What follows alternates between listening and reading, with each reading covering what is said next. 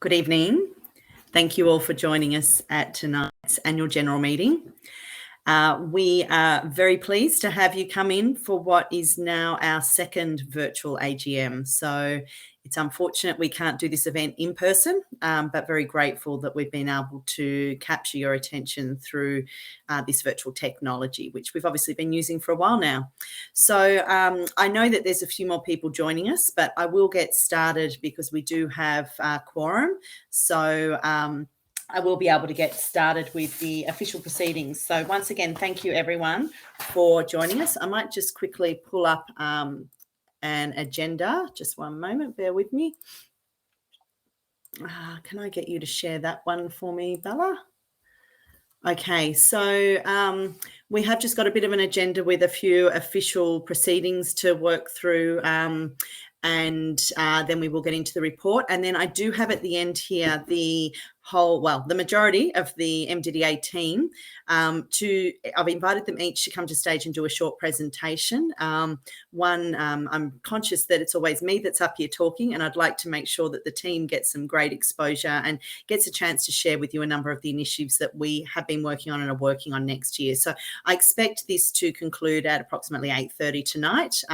So if you can bear with me through some of the official duties, don't worry, we're not going to be requesting any stepping up for the executive committee. So you can sit back, relax and enjoy, have a glass of wine or a cup of tea or whatever you like. And if you do see the live Q&A button that is to your side, I do recommend having that open, because there will be times where I'll be asking for someone to move or second some motions. So if you can give me a thumbs up or an indication for any of those members online, that would be greatly appreciated. So Bella, if you want to bring me back to the stage now, we'll be starting first with officially opening our AGM for the financial year end 2021.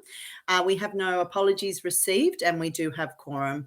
I'd firstly like to, for those of you that are online that attended our last meeting, if there's anyone there that would be willing to accept and move the minutes from the last meeting. They were a record of the executive team that was voted in from last year. There were no other official movements. So thank you, Louise. I've got Louise moving those minutes, and I've got Bianca there seconding those. So thank you very much. So just a reminder, you can use the live Q&A tab. We do have moderation on. So if you do make any comments or ask any questions, they will be anonymous. And if they're relevant at the time, I'm more than happy to address them for you. Otherwise, we can follow up afterwards. So thank you for that. I'd like to now move on to the report of the president, which is me. So if I can just get you to share those slides for me, Bella. Just a moment. Thank you. Oh, I've got the wrong slides up. Sorry. Let's try that again.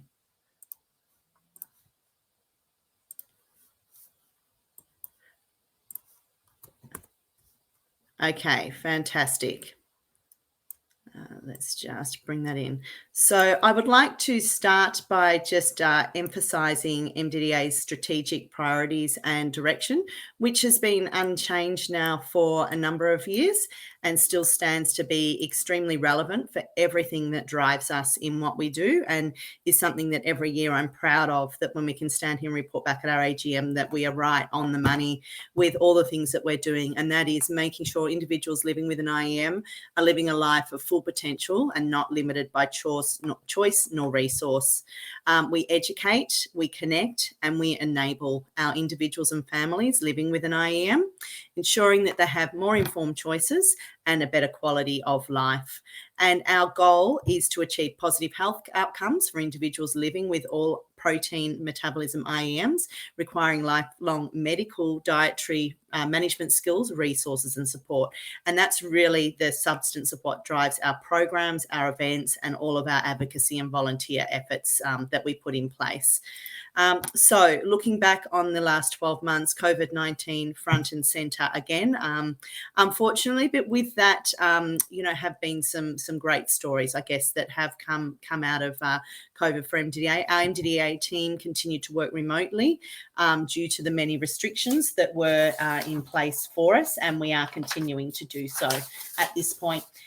We are continuing to update our online COVID resources online.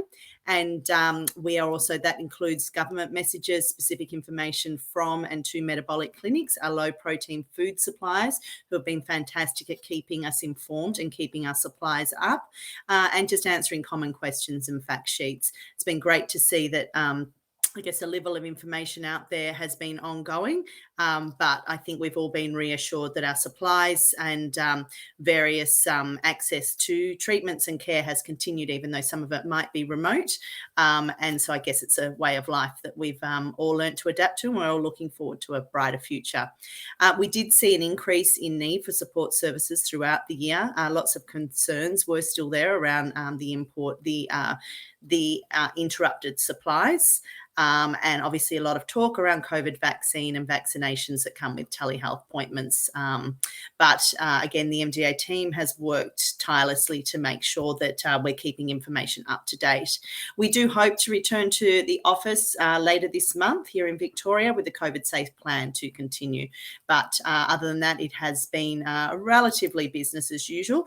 And I'm really proud of the team and what we have all achieved, each with our own individual challenges, both privately and professionally, ongoing with COVID and just life in general.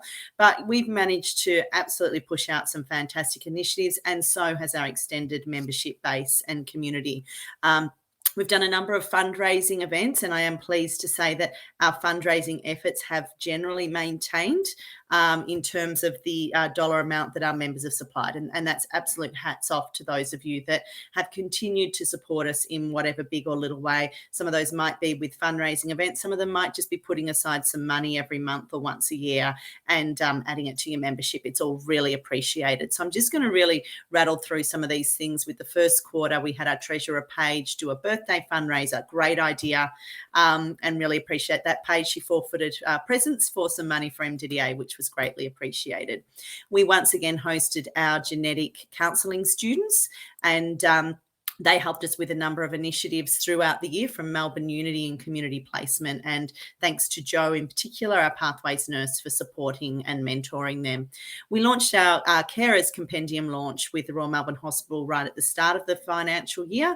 And that was a great success. It was kicked off with a number of events and has really proven to attract a whole new membership base for us of late diagnosed adults and their carers that are looking for information and resources, and really working in with the clinics to help take the pressure off them as a peer support network and provide the guidance and knowledge that we all live and know. Our Low Pro Inspo live cooking demonstration took place in that quarter as well. Moving on to the next quarter, we ran our first virtual at-home retreat. It was a huge success. It was a marathon effort, and it was back-to-back events and breakouts, and even some great fun with our kids and teens scavenger hunt activities. And a big thank you to all of our presenters that gave up their time and participated in that. It was a really good filler for us when we were in a situation to not be able to run with our live events. We had our third series of Zest, which, for those of you that don't know, is our adult wellbeing program. And that was a program that is spearheaded by Louise Healy, our Vice President. And she's been running that for numerous years now and providing great value, in particular to our PKU adults that have all participated, and many of them returned to that program. We spent quite a lot of time this quarter on a resubmission to government for our preventative health strategy consultation as well. And Louise is going to touch a little more on that when she speaks. For the first half of this calendar year, there was an announcement at the end of January where Kuvan was recommended by the PBAC for the treatment of maternal women living in Australia. Now, that is an extension of all of the hard work and advocacy and determination that we've done over the many years for getting access to new and emerging treatments that are available in the rest of the world and not here in Australia. And for a bit of history on that, there was a submission done many, many years ago. I think it was 7, 8, 9 years ago now that was initially knocked back for Kuvan. And since that time, we have managed to now get it approved and listed for children under the age of 18. And this next announcement wasn't quite what we'd hoped for in terms of access to adults, but it was certainly a step in the right direction with getting access to it with maternal women. And we have been consulting with both government and ASIAM, which is all of our IEM metabolic clinics around the country, to make sure that we're rolling out effective and consistent national guidelines for the implementation and management of that strategy. And Louise is going to talk further about the ongoing strategy for helping to really prove the need for not only this treatment with BH4 or Kuvan, but with so many other emerging treatments, and the ongoing need for us to have access to all of them here in Australia. But that was still a great tick in January to get that next level of satisfaction, and proves that the government is actually listening and understanding that there is a need there, but there is still much more work to be done. So we then made a submission to the Medical Services Advisory Committee regarding changes to their guidelines. And these are all things that happen in the background. I think it's a regular occurrence, almost weekly, that we get hit with new submissions, new policies, new information that needs to be vetoed. And the Mdda, both executive and volunteer team work tirelessly behind the scenes, reviewing information, making sure that we're educating and informing policy and decision makers. And that's just an example of another one that might take a few weeks of work of a volunteer like Louise, who generally it is, or a number of the other executive committee behind the scenes doing that. And we're really making some great marks. And we're known as an IEM community here within Australia with government, and that is doing nothing but help us with our messaging of obviously best practice care, access to treatment, clinical resources, all of those things that we're constantly advocating for. Rare Disease Day was celebrated on February 19, a leap year this year. And there were a number of activities around that, with a few families running fundraisers. The Welks family did a Rare Disease Day barbecue, just one of a few, I believe, that happened. And we also attended our first ever virtual rare disease parliamentary event, which was a great success. And again, another way that we can get in the forefront of our government decision makers, talking about and advocating not only for PKU and rare IEMs, but really putting us in the bucket of all rare diseases, and making a point that more needs to be done here in Australia to make sure that we all have access to the right healthcare that some of our more common diseases have. So that work is very much ongoing. April to June, we had our Far North Queensland clinic. It's a clinic that's run remotely every year, and we always send some volunteers up there from Mdda to support that. And we have Kim from Far North Queensland. I believe Paige went up this year, and just make sure that those patients were feeling connected and were up to date with everything that Mdda is doing across the nation. Our Vice President, Louise Healy, she was a key witness, that sounds suspicious, at a parliamentary inquiry into the approval process for novel therapies on the 22nd of April. It was live broadcast through Facebook. Anyone that tuned into it, it was absolutely jaw-dropping, inspiring. The way Louise can just speak passionately about our needs and really get in the ears and the eyes and the hearts of our decision makers again, for them to truly understand. And I absolutely take my hat off to her. She does this in her own personal time, and that was a fantastic input. Just again to really get IEMs and many of our needs at the forefront of these government decision makers. So thank you, Louise, for that. We launched our Member Connect Hub 7th of June, and it's been a great success and a great way of connecting us all remotely. We have more and more people tuning into that every session, and also all of our content is there on demand for anyone that's missed it. And thank you for those that are here tonight being a part of that. We spent quite a bit of time with our Mums and Bubs maternal PKU forums, and also launching our compendium, which is about to be is next on the review for this current financial year. But we have a really good community of PKU mums that so this is adults with PKU who are pregnant or have had babies, or planning to have babies, and really connecting with each other and just supporting each other through the various clinical care and attention that they need to do to make sure they have a safe pregnancy and after birth. And so thank you for, again, the Mdda team for all the work they do with that, and also through the Royal Melbourne Hospital. More member fundraisers with school-free dress days. These are all the sorts of things we welcome you to do. Every dollar counts and helps go towards our member support programs, and a workplace fundraiser for International PKU Day as well. So that was really, we kept things pretty jam-packed this year, and certainly have been busy. In terms of our advocacy initiatives, and I am going to invite Louise to come to the stage here shortly once we're done, just to talk about what we are doing. But keep in mind, this is just some of the things that we've done in the previous 12 months. So I just want to maybe bring attention to these, because this is really important, and we do get government funding in order to make sure that Mdda, as the peak national health body, is keeping government informed. So whilst a lot of our advocacy work is there and it's about representing our families and members, we do get funding from government because they see the importance in the role that we play. And that's not only to help administer the IEM food grant, which is something that a number of years ago we lobbied hard for when it was abolished, and we got it back within 71 days, still a record that I'm very proud of, but all the other advocacy work that we do. So I'd just like to rattle off some of these things that have been done in the last 12 months. So we were invited to participate in the Australian Government Health Policy discussion papers, national advisory and consultation forums. We provided submissions, position statements and other expertise and knowledge to specific government consultation processes to advance IEM care. We identified possible gaps in the Department of Health Policy and programs, and we provided specific advice that was detected through that. We actively promote the Australian Government Newborn Screening Program, and this last 12 months spent some time doing that, including a submission highlighting the need for newborn screening to be expanded to diagnosis of rare non-PKU IEMs, and further improving on that process. We provided a submission to the parliamentary inquiry into the approval process for new medicines and therapies. Some of these things were what I touched on the last slide. We also provided a submission to the review of the Medical Services Advisory Committee, so MSAC, on their guidelines, and it highlighted the need for patient involvement and input into submissions and decision making, and that patient reported outcome measures need to be considered when evaluating gene therapies. So I probably should speak a little slower here, sorry, because I know I'm talking a lot.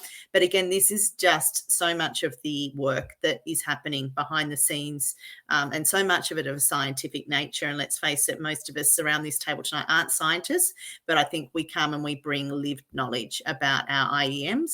And so that's really important when all of these sorts of scientific and government policies and papers are up, that we all have a say with them and work to interpret them to make sure that they're working for us. We provided a submission and comment to the final life-saving drug program report for nitisinone, the only treatment therapy for the ultra-rare hereditary tyrosinemia type 1. And we provided a submission to the PBAC for the use of Sapropterin or Kuvan by maternal women with PKU, which, as you saw, was successful. Even though not all of the recommendations were taken, it was certainly successful in being listed. So that's just, a real quick recap on some of those things that we do to inform government health policy. Sorry, I know I am talking fast, so if there are any questions, I'm just having a little look, please feel free to put them through, but you will get time at the end to also have some of those answered for you. So in terms of our advocacy, so I have touched on some of this, but we do work very closely with ASIAM, which is the Australasian Society of Inborn Errors of Metabolism. And that's to ensure that there's consistency with our national guidelines. And that's clinical guidelines, that's clinical best practices. We all know that there's inconsistencies at time, and we do work closely to make, whilst inconsistencies aren't necessarily a bad thing, we make sure that that there's still a level of care and also resource that's available to our members at all times. So it's important for us to stay tapped into those clinical resources.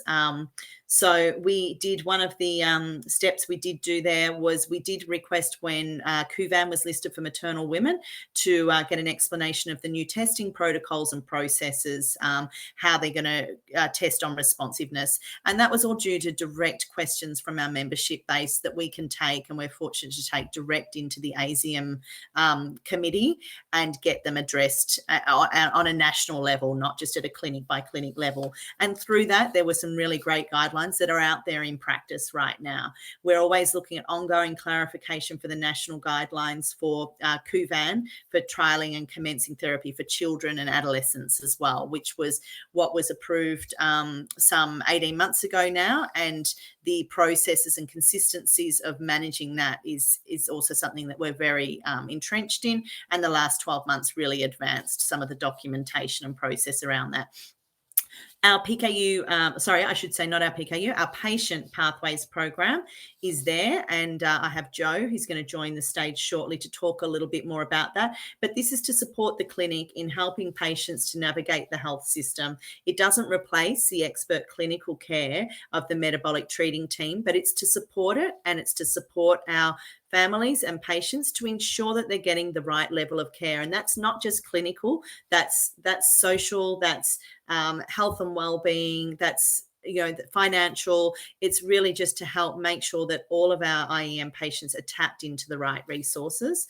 And that program was really strengthened in this last year. And Jo has been busy off her feet with new inquiries and referrals and coming through to clinic. And it's really great to see so many of our stakeholders supporting this program, and not only coming through social media, but clinics and hospitals when we get newly diagnosed patients. And it's been a great success in this last 12 months, has been testament to Jo's hard work on that. We work with the national, international stakeholders to establish local clinical trials and research to encourage Australia to be a potential trial site. And we're really excited to see that the traction in the last probably 2 years, we have become quite a favoured geolocation here in Australia for clinical trials. And that's, again, through a lot of our advocacy and education and just awareness management. And also, I guess, the framework that's put out there by our government to really help to attract that. And that's all good, because that just brings emerging treatments even closer to our stomping ground and available for access. We hosted, as I mentioned, the genetic counselling students again. And it's a great way of educating them and our student population on rare diseases such as IEM. Okay, so my next slide. So collaborating with a purpose. We do lots of collaboration, and we're very grateful for all of our scientific community that's out there, as well as our industry community. So we are fortunate to have Louise Healy also, who is a director on the education advocacy manager, actually now I should say, of Rare Voices Australia. So not only is she tirelessly working here with the Mdda for IEMs, but in the rare disease community, she's out there and she's beating our drum. And that's been fantastic, because we're doing some great collaboration, best practice sharing, education and learning with so many other rare disease groups. So, some of them, not to mention them all, tuberous sclerosis, the Mitochondrial Association, Save Our Sons, Crohn's and colitis, and they're all really under the umbrella of a few other bigger organisations. So there's the CCDR, which is a Centre for Community-Driven Research, who also are the funding source of our Pathways program.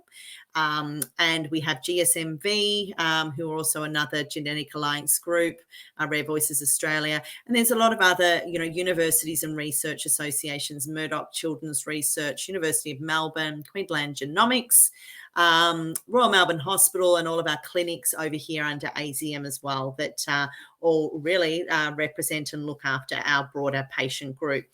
We're also a proud member of the Global Association for PKU, and we work very closely aligned with the New South Wales PKU Association, and are always thankful of their collaboration and support. So I haven't mentioned all there, but you can see all the names there, and we're very grateful for all of their support with that. Probably just a particular mention there with all of those is to the Royal Melbourne's Hospital, who have been very active in a number of our patient initiatives, and Anne-Marie Desay, who has been a great supporter of Mdda and helped us to really roll out some great resources over this last 12 months. Our Member Connect Hub and our events. So obviously events have to be done very differently this year, and it's been great fun. And I haven't got the video there to show, but I will just speed through this. We did do our at-home retreat as one of our big events. It was fantastic. I loved the smiley faces. You can see some of them up on the screen. The kids had fun. The parents had fun. It was informative. It was interactive. And I know I did, and I know a lot of people walked away with a bit of a buzz of that real in-person event. And so it was a great way to just get everyone together. We had more than 40 sessions broadcasted live. Over 200 members participated. That was across Australia and New Zealand. So many speakers that we'd like to thank for being involved. A number of volunteers on the executive committee who all worked tirelessly to recruit those speakers. It still amazes me that even with a virtual event, how much work goes into these events. All right, you maybe don't need to book the flights and the accommodation and stress about people getting delayed, but geez, the technical things that can happen and the work that still goes on behind the scenes coordinating it is a lot. So very appreciative of that event, and also for our sponsors, who I'm going to touch on as a whole at the end, but a number of our sponsors that not only have sponsored our Connect Hub throughout the year, but were sponsors of the home retreat as well, and I'll touch on them shortly. Oops, there you go. A few more little faces there. Okay, so this is just a nice little snapshot from really, I guess, a program's implementation point of view of the many things that we're doing directly with our patient and members to be adding value. So again, I'll just go through a number of these, but we have our new peekaboo bags, which are delivered to all our newborn members, and they've been a great hit with all of our new families. We have our ongoing printed newsletters and our online e-news, which we're sending out, and Kerry in the office works tirelessly on those, as well as Bella, who you're going to hear from shortly. Facebook page and group continues to grow. And we've also implemented, as I mentioned, a number of new resources with our Pathways Compendium, different initiatives through our website. And let's see, what have we got? Some of these other things here. Our fundraising teams, Mums and Bubs program, 32 new members for the year, keeping in mind this is a very rare disease with IEM. So that's great to see that we're getting many referrals coming through. And I think I've covered off most of the others there anyway. But this is all the work that is done behind the scenes to make sure we are delivering value and keeping members informed. And we do report a lot of these statistics back to our supporters, sponsors, as well as government. So I would like to now just give a really big thank you to our sponsors, particularly in these trying times with COVID, where our membership income has been down, our event income has been down. It has been challenging to raise money during this time, so fundraising has been down. But I am pleased to say that our sponsorship across the board has generally remained fairly stable, and that's really testament to these organisations that are in front of you here and the value that they see in what Mdda does and their willingness and passion to support our member base. So we have Biomarin, and sorry, I'll just quickly read out here, some of the things that I need to mention. So I'd like to thank Biomarin. They're an industry member. They're a sponsor of our Zest program, our at-home retreat, the Milo ProPal app, our PKU Pathways program, and they've been an ongoing Member Connect Hub sponsor with the Global PKU Conference sponsor, our Return to Diet campaign, and also the Great Protein Challenge, which was put on hold in this last 12 months. Menarini, who's also an industry member and sponsor, they sponsor our Milo ProPal app, which is still underway, our at-home retreat, Retreat, and in particular the tyrosinemia resources that come through that. Nutricia, who are an industry member and sponsor of the At-Home Retreat, the PKU Pathways Compendium, and our Member Connect Hub as a platinum sponsor of the hub. And then we have VitaFlow, who is an industry member and sponsor. They also sponsored our home retreat. They're a founding and an ongoing partner of our Zest Wellbeing program. They have sponsored our PKU Pathways Compendiums and also are a sponsor of the Member Connect Hub. And then I'd like to also recognise Cortex Health and Or Pharma, who have been part industry members throughout the year and have also contributed towards our PKU Pathways Compendiums. So thank you to all those sponsors. And then we also have our supporters who have helped us with various initiatives and low protein foods, who are all mentioned there on the screen. Generate Events, the Grand Hotel Warrandyte, Forager Foods, Or Pharma, Syndian, and Well and Good. So that leaves me to probably the most important thank yous, and that is to our wonderful team that, again, many of them are involved in a volunteer capacity. So we have as myself as president, Louise Healy, vice president, Paige Moore as our treasurer, Bianca Albanese as our secretary, Susie Hendricks, who is our health and wellbeing program supporter, and our office staff, Jenny Bryant as our executive officer, Kerry Talik, who supports us in administration, Bella Hendricks, our communications and marketing executive, and Joe, who is our patient pathways telehealth nurse. So a massive thank you to you all for your just persistence and resilience throughout this last 12 months. It's been challenged. We've had our ups and our downs, and I know we've all had some of our personal challenges throughout. So really happy and grateful that as a team we've pushed through and achieved some amazing things yet again as another year that is one that is to be extremely proud of.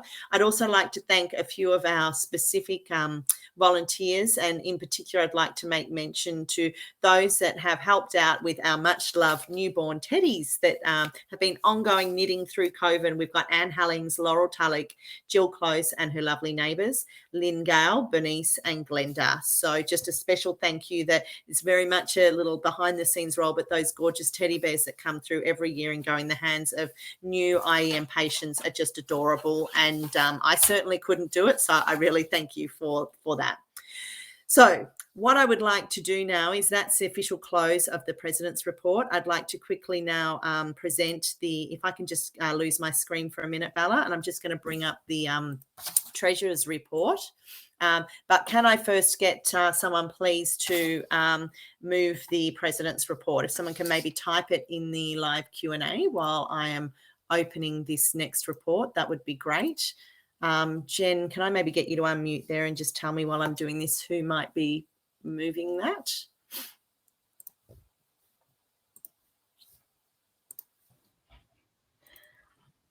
Okie dokie. We're still waiting. Someone there. So if someone just type in the Q&A if they'd like to approve a thumbs up for that President's Report, that would be awesome. Here we go. Debbie, thank you. And Susie, thank you. So Debbie's moved it, Susie's seconded it. Thank you very much. All right, if you could bring up my screen again, Bella. I'm just running a little behind time, sorry. So I will whiz through this one. Okay, so Paige, unfortunately, is unable to present this in person. She is in attendance, but she's not able to present online. So I'm just going to do this for her. So I will quickly move through, this now.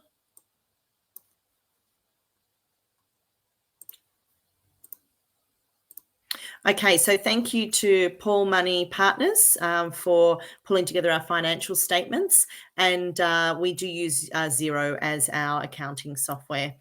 Let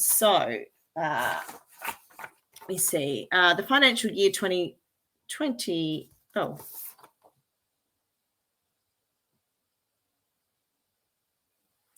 okay, I'm not going to read that one because I think I have the wrong one there. So that's okay. I'm going to go by my knowledge of these slides.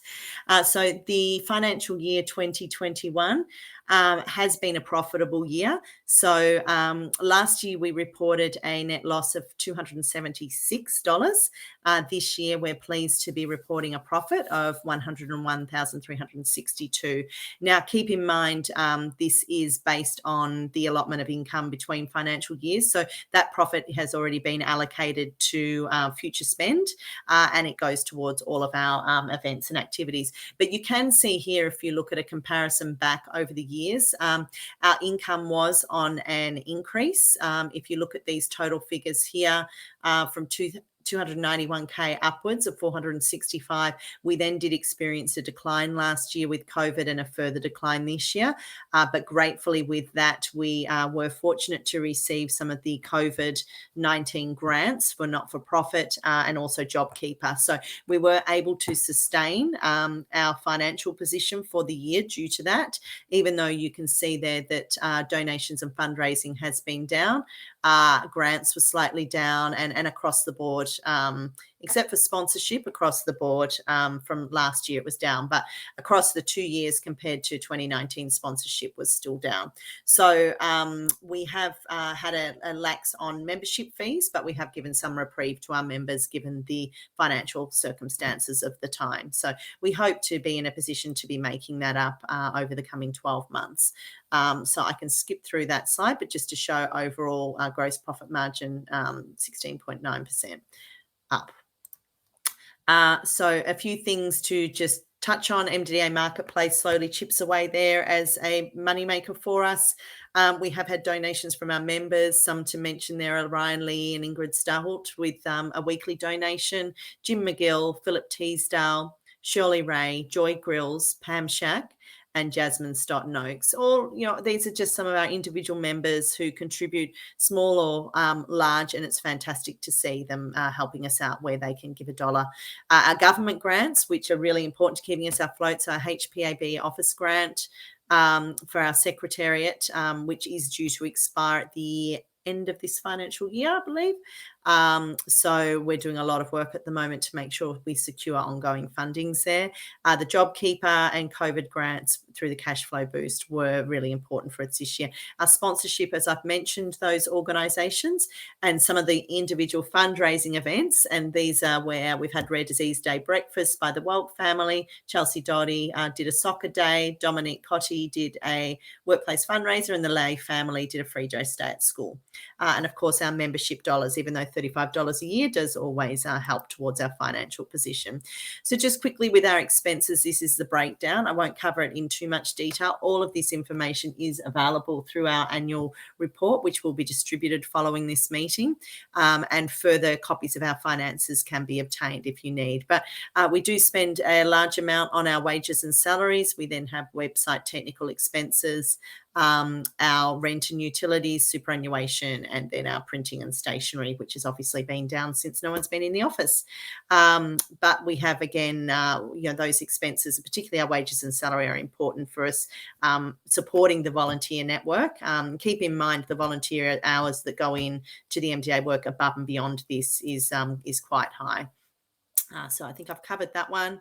That's just a little graph there to show we were on quite an increase with our income with the initiatives. COVID has given us a little bit of a stall there, but we hope to get that back in the coming years. And it's, I guess, what some of our programs have unfortunately need to be just stalled a little bit in the background, but we hope to get them all off the ground in the coming months, any that have been delayed, to make sure that we're delivering the value that we've promised to our sponsors and to our members. So again, big thanks to all of our sponsors. We couldn't do it without you. And thank you. And thank you, Paige, for preparing this report. So I can get someone, please, to move and second the Treasurer's report, if that's possible. So anyone, again, who'd like to pop in the Q&A chat. And Jen, if I can get you to look at that for me. And yeah. I've got Bianca. Yep. And I have Brett. Excellent. Thank you. Yeah. Yep. Okay. So now I'd like to move on to the election of the executive committee for the 2021-2022 year.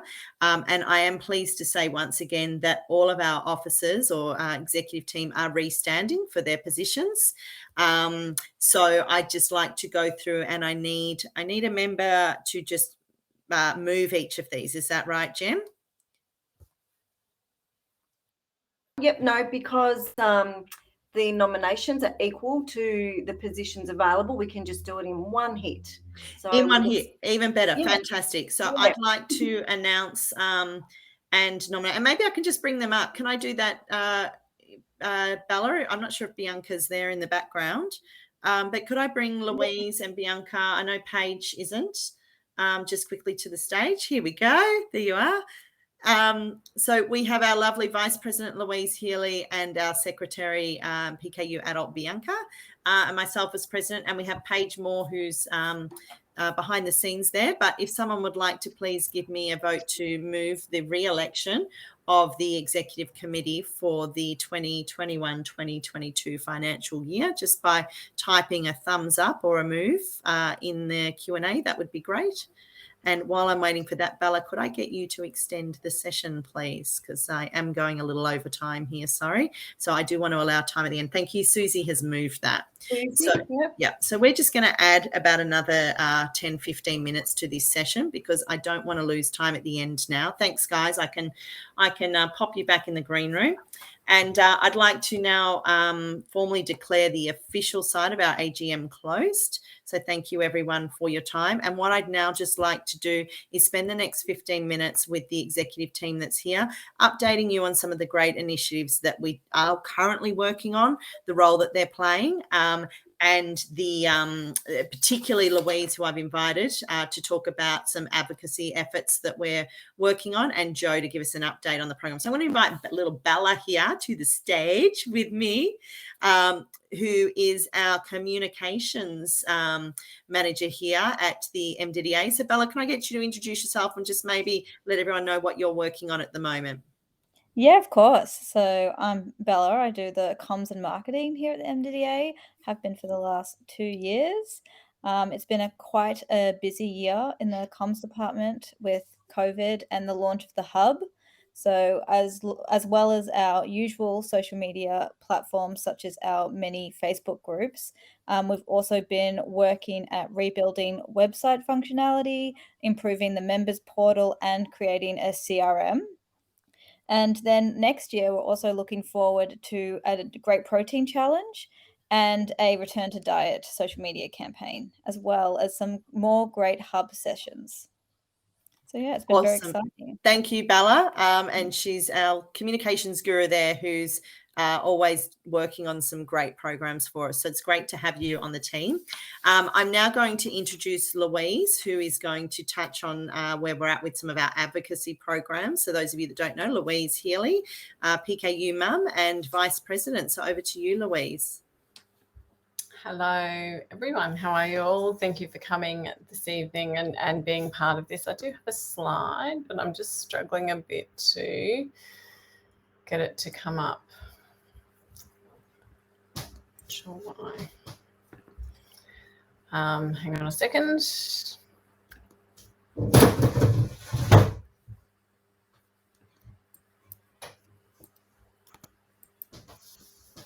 Okay, I'm not having any luck, so I might just talk you through the slide a little bit.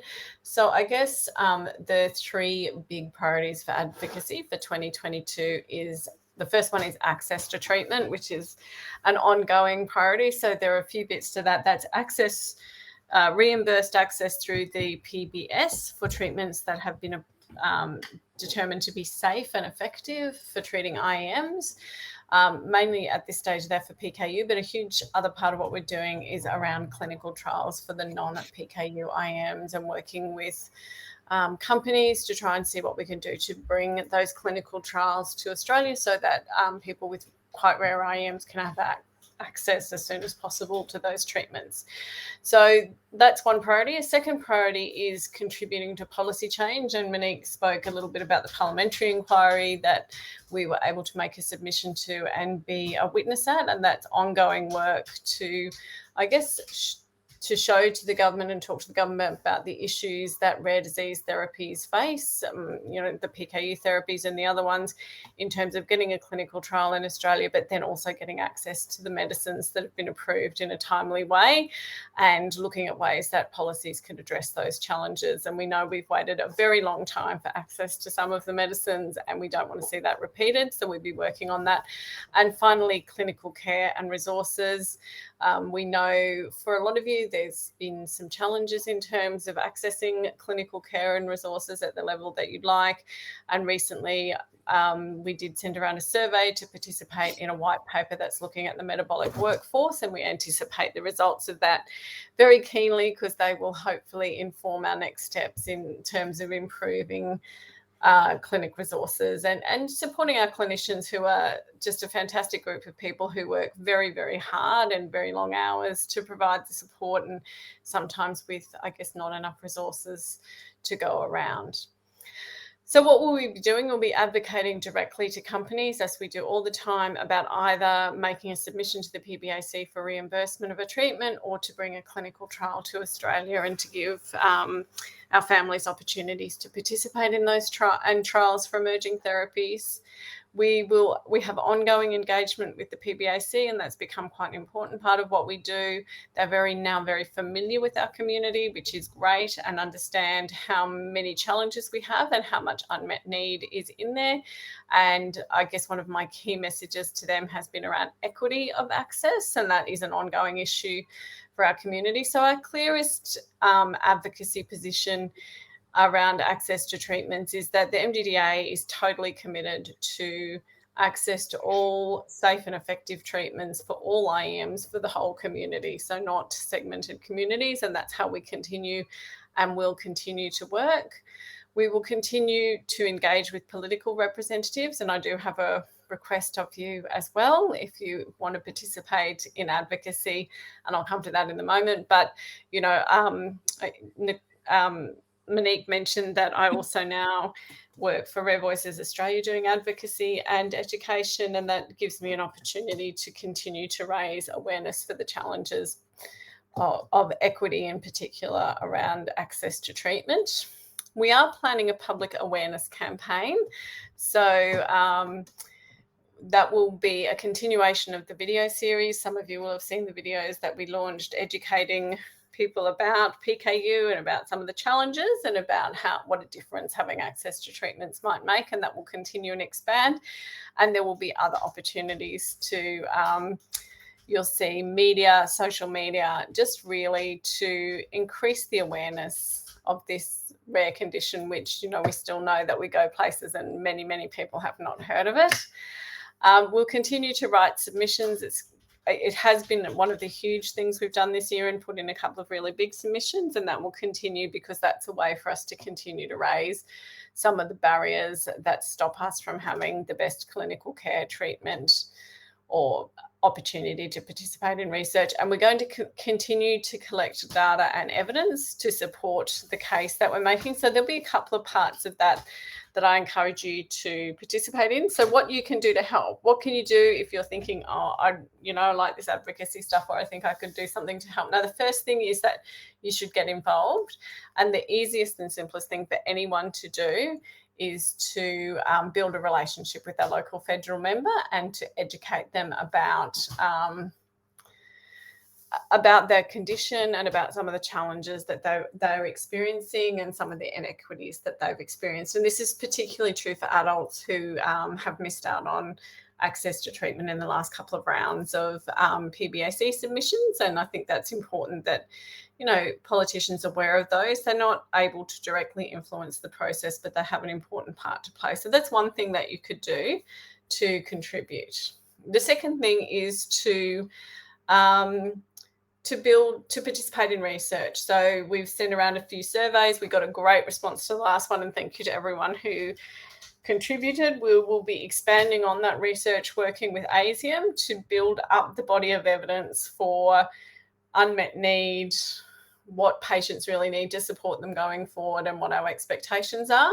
We also hope to launch in the coming year a contact registry, and the purpose of the contact registry will to be indicating to us your wish to be informed about either clinical trials or research. Now, this is not you signing up to participate them in. It's just saying to us as MDDA, if somebody comes to you with a clinical trial or a research project that's relevant to me, can you let me know so I can see if I want to be involved? So when that's launched, I'd love for you all to sign up and put your details in. And obviously any offers for help, particularly if you have writing, advocacy skills, I'd really love to hear from you. Louise at mdda.org.au. And finally, there will be a number of calls for action. I do hope and anticipate that we'll be able to say that we've had success with some of our advocating to companies, and that will either be in relation to a PVAC application or in relation to further clinical trials. So if you can keep your eye out for those and get involved when those opportunities to act become available. And that's all from me, unless anybody has a question for me. Awesome. Thank you for that, Louise. We're going to move on. There's no questions that have come through, but please pop them in the live Q&A there. There's a few comments in there. So great to see some of you are already in touch with your local members. But I'd now like to introduce Jo, our our Patient Pathways nurse and representative, to the stage. And Jo, you've had a really busy year, and I know you're working still tirelessly on many initiatives. So over to you to give us a bit of an update on what's happening in your world. Thank you. Okay, can you see my PowerPoint, everybody? Yeah. That's fantastic. Okay, so the purpose of me saying hello to you all tonight is to promote the Patient Pathways pilot program. So I've been with MDDA since 2019, and I'll just tell you a little bit about the program. Okay, so MDDA applied to the federal government and the Centre for Community Driven Research to be part of the Patient Pathways program. And what's wonderful is that only 11 out of 100 organisations across Australia were successful, and we were one of them. So MDDA was one of the successful organisations. And we've been doing this for 2.5 years and a little bit longer to go. So the Patient Pathways program, what's wonderful about it is that sitting with MDDA, we're able to align with the National Strategic Action Plan for Rare Diseases Australia. And in doing that, we are following the key principles, which are awareness and education, care and support, research and data. And I'll talk a little bit later about research and data. And also doing this, we are collaborating with Rare Voices Australia to make sure that we align with the strategic plan. So the government is really interested in what is happening in the rare disease space, and my role is to try and capture as much as possible about your stories. Okay. So how do I know what services are available to me? So obviously my role doesn't replace the metabolic clinic team. So my role is in between. You've got your metabolic clinic expert team, you've got your GP, and there's so much in the middle. And the government recognises that that is often a difficult place to navigate. So my role is to assist you to navigate the services that are available. They could be council programs, and I've said here, community health centre programs, and any program that could be suitable for you right across all age spectrums.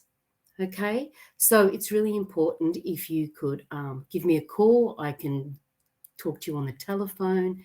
If you're in Melbourne, we can do in-office appointments or email correspondence or even a Zoom session. So the government recognises that when people first often find out about having a rare disease, that they will contact a non-profit organisation like MDDA, and that's why I'm sitting with MDDA. So how can I support you? So like I just said previously, navigating the complex healthcare system, accessing clinical trials, so we could talk together about the risks and benefits of clinical trials, the possible outcomes, listening to your story and experiences.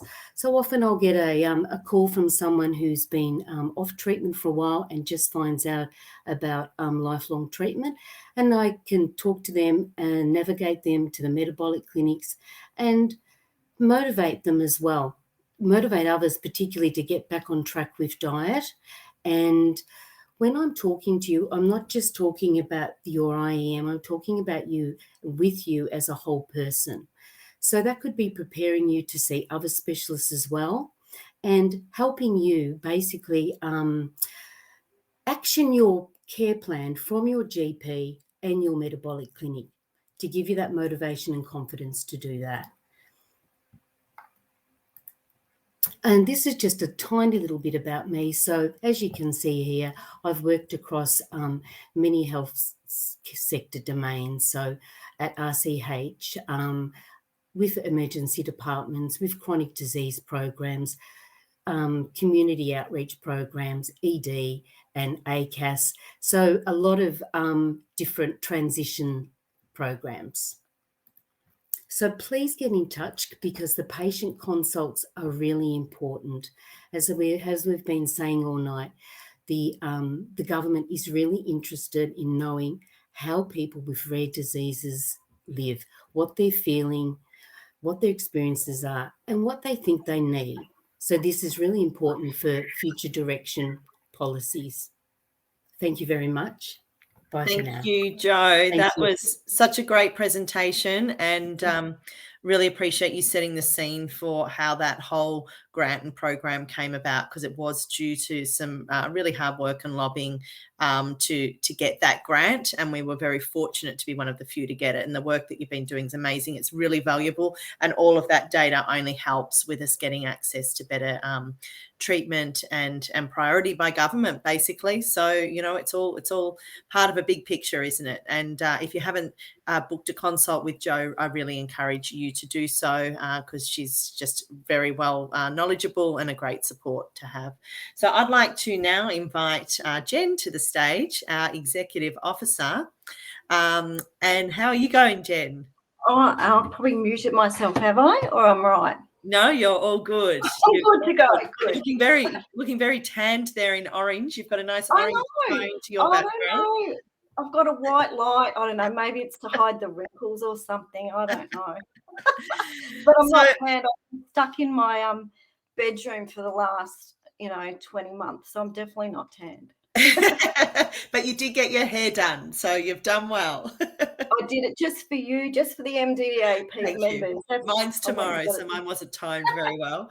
But no, thanks for joining us, and would love to just, have you got a bit of an update? What's been happening? Well, probably I can't say in the office, out of the office. I do. I do. So I'm just going to flick my screen over here.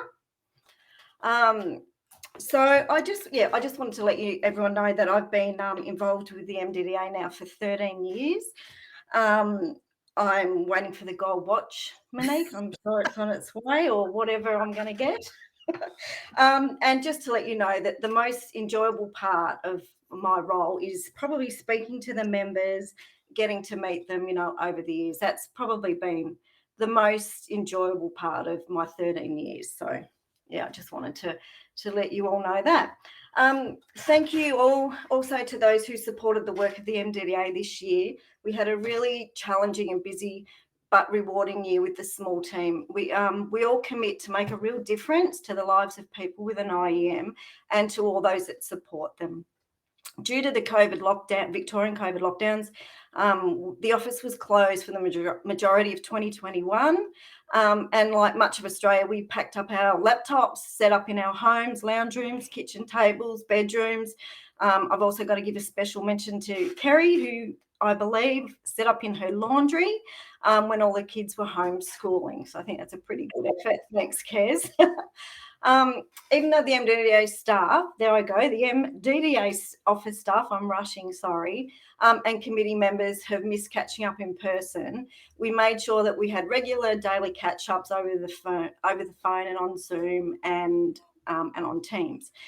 Fingers crossed and all going well, we'll be returning to the office at the end of this month and back full-time in the office at the end of January next year. Just to let you know, we're taking a break from the 22nd of December to the 4th of January. Then the office will be running on reduced hours throughout the remainder of January, and then back hopefully full-time again, back to the new COVID normal by February. 2022 is going to bring us lots of exciting programs. So I really encourage you all to stay up to date with what's happening on the MDDA calendar. And the best way to stay informed is to make sure that your contact details, including your email, phone, and home address, are kept up to date with us. Keeping your membership current, financial, is also one of the most important contributions you can do. Your membership helps with the planning, the developing of programs, grant writing, and representing your interests to the government. We're a member-based organisation, and so we really hope that you see the benefit of keeping your membership up to date. We'll send out member renewals early next year, and you can always contact us at the office to see if your membership's current. Look out for the next issue of the MDDA Matters. It's due to hit your letterboxes early December, so in a couple of weeks. We're producing 2 printed newsletters a year, and we also send out bi-monthly e-news in addition to the hub news and regular updates. Now, I had a little mention here about something exciting in October next year, but that hasn't been mentioned yet, Mon. So It's coming. We can do it together. Well, I'll just sit tight on that one. So, and then echoing on from everyone else, I'd just like to thank every volunteer and sponsors who have made a huge contribution to the MDDA. Without your support, we wouldn't be able to offer the level of service, support, and programs to the IN community that we do. Please contact us if you'd like to contribute and join in all the fun. We have plenty of opportunities and varied roles that might interest you. And if we don't have one that suits you, we'll make one up for you. So just get on board. I'd also like to take this opportunity to thank the Exec Committee for supporting us at the office. We really appreciate the enormous efforts and generosity that Monique, Louise, Paige, and Bianca, do. They're volunteers. Together, they contribute anywhere between 30 hours more each week. They all have their full-time jobs, their families, their social lives, and every day they bring so much generosity, professionalism, integrity, innovation, and inspiration to the MDDA. So we really thank you for your commitment. It's truly immeasurable. And also thank you to the office team, Joe, Kerry, and Bella. And we're looking forward to 2022, whatever it brings, who knows. So that's it from me. I hope to see you, hopefully, in October 22, dare I say. Take care. Enjoy Christmas with your loved ones. That's it from me. Thank you, Jen.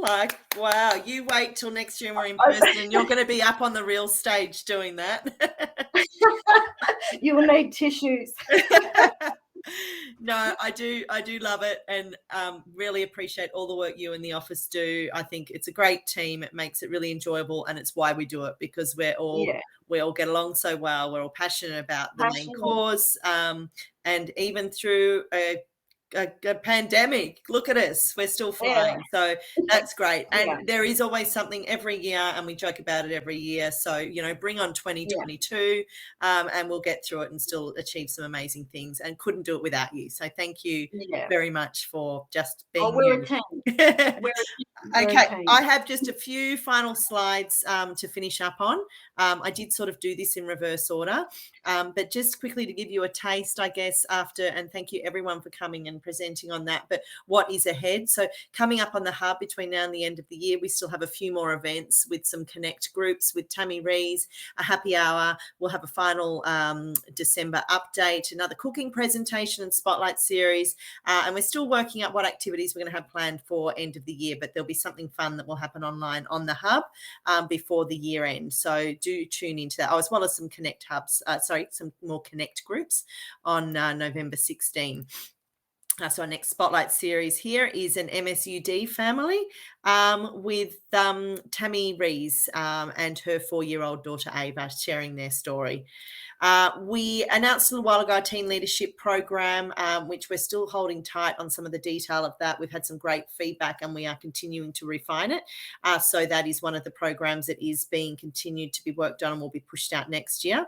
We have an exciting return to care program and campaign, which is going to start with some online advertising next month, and is going to continue through and ramp up as part of an awareness campaign, not only for adults maybe lost in the system and wanting or needing to return to care or unaware that they should be under care, but also expanding further into a whole advocacy and awareness campaign around the importance of access to care and universal treatments for PKU. So it is a PKU focused campaign. There's going to be plenty of opportunity for you all to get involved in that. We'll really encourage it. And it is going to lead into a number of online stories, as Louise mentioned, some video stories, a little bit like our IEM Faces campaign that we did a few years ago, and crescendo into our Great Protein Challenge, which is going to be back in 2022. So May 2022, it's going to be on. We'd love you to get involved and sign up for it, a chance to raise awareness, earn some money, and generally have a bit of fun and see how hard it is to how low pro can you go and eat less than 10 grams of protein a day. And yes, the final announcement for tonight is it has been locked in, and I'm very excited to be the first here to announce the official dates, but our 2022 in-person National Family Retreat will be back on at the most gorgeous Sanctuary Cove. We stole a deal with Sanctuary Cove 2 years ago. It's a 5-star resort. It's absolutely gorgeous. It's child-friendly. It has some amazing facilities. It's only a 35-minute drive from Gold Coast Airport, I think a 45-minute drive from Brisbane. It's taking place at the end of school holidays for some states, and I think it's the first week out for maybe Victoria. But put that date in your diary now. I'm hoping we can say this is a lock. It's a Friday afternoon through to a Sunday. If you've never been before, do yourself a favour and please don't miss it. It's amazing, good fun experience. You will learn heaps. You'll make lifelong friends. Your kids will have a ball, and you'll feel like you've had a resort holiday in just 2 days. So more information will come, but that is official and it's back on Sanctuary Cove. It's October 7 to 9, 2022. And finally, the last thing I just wanted to mention is we will also, after the Great Success, looking at doing a global PKU conference again in 2022, dates to be announced. It will be a virtual event, and so keep posted for further information on that. If any of you didn't attend the last one and you want access to the presentations, please do touch base with us. They are still online and I'd be happy to extend some access to you for a little. But that is it for me. And I apologize that we have gone over time, but I really appreciate those that you have stuck around. A recording of this event is going to be put online. And we also do have a few prizes that we're going to draw. So we won't draw them here now, but we have noted those of you that have logged in and attended this event. And we will be drawing some prizes, which will include some vouchers to our Mdda marketplace.